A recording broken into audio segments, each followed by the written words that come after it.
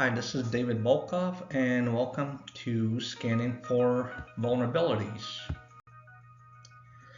We're going to cover some target enumeration, scanning tools, CSRF, and cross-site scripting, flaw hypothesis, vulnerability map, vulnerability analysis and attack vector choice, and then vulnerability disclosure standards, and then we'll close out with a recap. As we progress here, you notice the date and time may look like this process took a very long time, and so right here, but there are quite a few long breaks between some of the scans. All in all, these scans, including downloading and installing necessary applications, can all be done in less than 30 minutes, including the time it takes to actually complete some of the scans. First things first, we need to enumerate the target, what ports are open, what services are running. I've done the Nmap services scan using Nmap switch S capital B, and then the target IP right here. We get a list of open ports, what services and what versions the target is running. I then conducted an aggressive scan using switch P, switch, space, switch, capital A, followed by the target IP. We get more of detailed information. We also see MD5 hashing protocol, again, being used, which is ill-advised, potentially risky put method highlighted, and some other goodies you can see there. Next, I completed operating system scan, OS scan, using switch capital O, followed by the target IP. We get some of the same information we got before and a little bit more detail on the operating system, Linux, and possible version range. Next is a very useful vulnerability scan using switch capital P, lowercase n, space switch script, space BULN, followed by the target IP. Pretty long, but it definitely yields quite a few interesting things. It does take a while to complete the scan, just like the Nessus scan will show later, but right off the bat highlights some vulnerabilities. They are also organized by the port, which is very useful. So you have port number here, vulnerability, CVE number, some details on the vulnerability, and even references to read up on it. Now we have some more vulnerabilities here from the previous scan. A denial of service, slow LoRa's attack with some background of how it is accomplished, CVE, and so on. Now I didn't call this out here, but you can see it does call out possible CSRF vulnerabilities on some pages, which we will look at later. CSRF is cross-site request forgery. And then we also have the Poodle vulnerability here as well.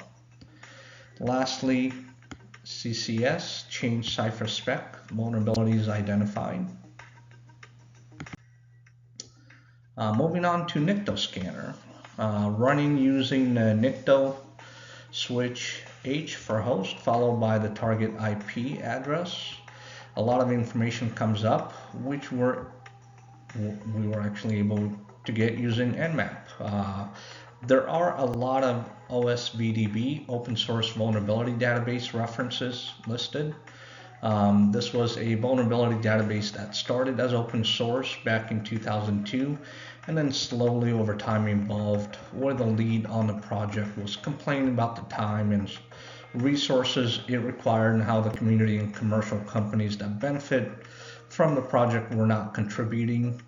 It was finally shut down in 2016. CVE database has many OSVDB numbers pointing to specific CVE numbers, but it's not complete. As a result, using Nicto for the scan is not always effective as some of the other scans that we've used and will be using. Now, OWASP Zap is easy and simple to run. Simply set the target and go. The results are quick and the identified vulnerabilities are flagged in alerts section. They are ranked from highest severity to lowest, and they are even color coded with flags. Notice we have SQL injection at the highest risk vulnerability here. A great feature is that it actually identifies the pages that are at risk. So we can see that the host has 2 pages that are prone to SQL injection. It does give you some details and other useful information, references to look up details, and even tutorials on how to exploit the vulnerability or mitigate it. Okay, you can see other vulnerabilities tagged as well, and the numbers next to each one are essentially pages on the target IP address that particular vulnerability applies to.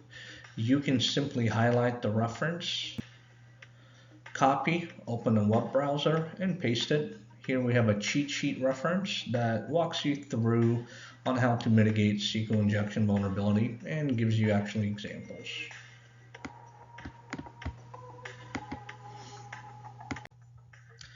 Nessus is actually a commercial platform that requires a subscription. They do have a free version geared towards students and educators, but that version has 16 IP address maximum every 3 months, a quarter, I believe, which can get used up quickly if one is using DHCP. We've conducted a web application scan here. See that?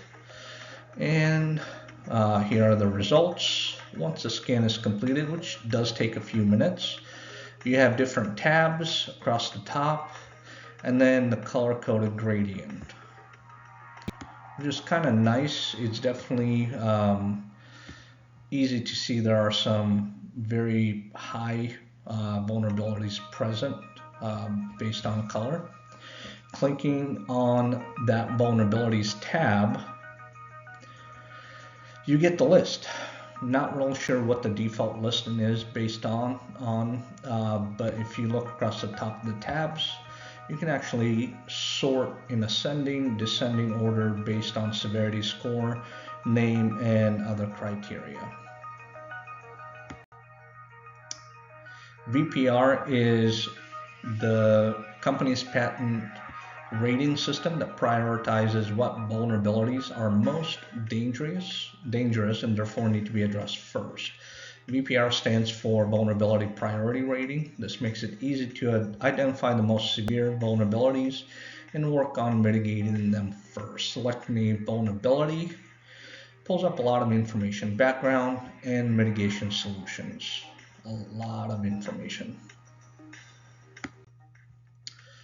You get references as well as CVSS value and different factors. The remediation tab right here gives you solutions on closing the vulnerability. Look at that, it's simple patching, that's it. However, if patching is not available due to legacy systems or other factors, it offers up a mod_rewrite as a workaround.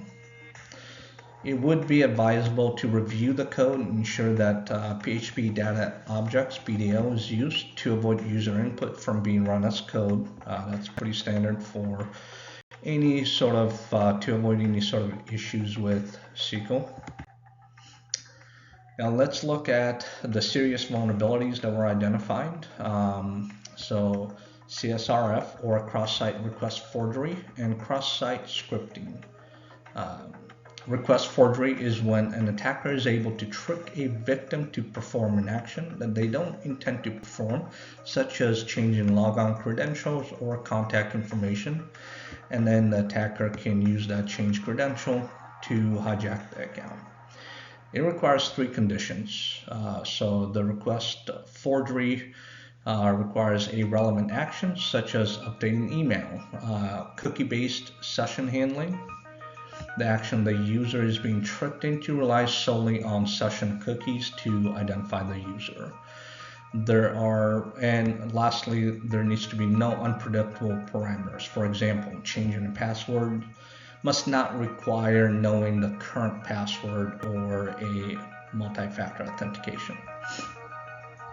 Cross-site scripting allows the attacker to actually execute malicious code within the victim's browser. The easiest way to mitigate against cross-site scripting vulnerability is to turn off HTTP trace method on web servers.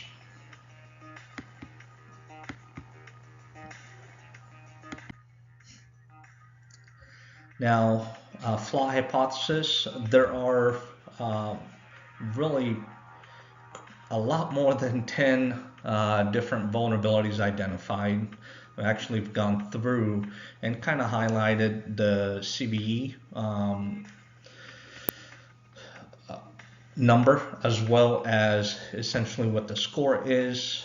Some of them are outdated, however, pretty severe. Some of them are not really being exploited in the wild, but it's possible someone who doesn't know what they're doing, not running current patched versions of services might be subject to this. So there's quite a few of them. This is just a small fraction. So I took 10, kind of organized them to make it easier to create a map of all these vulnerabilities on the next page. A lot of them, notice, do have to do with code injection, code execution, but not all of them. There are some that basically allow for denial of service attacks, allows the system to crash by running certain code. Now, vulnerability map, this is based on which really vulnerabilities should be addressed first. The very first one allows for remote code execution, which is pretty dangerous. Most remote code execution attacks will allow attacker complete control of the system if privileges are escalated. Therefore, those do need to be addressed as quickly as possible and prioritized. And we have the PHP CGI query string code execution. All of them, pretty much all of them, can be addressed by a patch. However, there are a few workarounds, like the second one, using mod_rewrite workaround, as well as PHP data objects to kind of secure the site against SQL injection. Again, that's for the medium one, same thing. That vulnerability specifically has to do with SQL injection. Using PHP data objects will avoid and prevent that vulnerability. Now, vulnerability that I focused on is the PHP CGI query string code execution. It's pretty severe. This vulnerability allowed me to actually gain access to the host, to the target, and essentially escalate privileges to root privilege. Remote code execution is probably the most severe vulnerability. It allows executed code to gain access and foothold on the system to the attacker. The attacker then can traverse the network, create backdoors, add users, escalate privileges, and then cover tracks, deleting logs and files, etc. So there's quite a few things once that vulnerability is exploited. Quite a few things that a malicious actor can do. It's definitely a vector of choice as that allows free movement throughout the network. Vulnerability disclosure standards. There's the big thing to keep in mind: vulnerability is not an incident. So there's really no requirement for vulnerabilities to be disclosed except by researchers conducting research. Now, however, there is legal ramifications on continued data gathering. So if an organization knows that they have a vulnerability that can expose users' personal identifiable information, and they don't disclose that and continue to gather clients' information or new customer data, well, now that puts them at risk if there is a breach, because hey, they knew that vulnerability was present, they didn't advise the customer that they may be at risk and still gather that information. And when the breach occurs and that comes out, there are some legal ramifications because of not disclosing that vulnerability. Now, federal vulnerability disclosure policy for researchers is very specific. Anyone who's conducting research, if they come across a vulnerability during their scanning, they do need to report it, stop their activities, and actually report it. And that will allow them to be safe from criminal prosecution if there is a breach. Penetration testers disclosures. Those are a little bit different. Penetration testers actually work for the organization, so they have really responsibility to their employer, whoever their contract is with, to advise them of any vulnerabilities. Now, keep in mind, there is whistleblower laws in effect as well, as we've seen with Peter Zatke of Twitter, when he actually testified before Congress about all the security vulnerabilities that Twitter has had over the past few years, and how much risk there is as a result of them not mitigating them. So even though there's no legal disclosure standards for vulnerabilities, not doing so can be seen as essentially not doing due diligence in protecting information systems and data.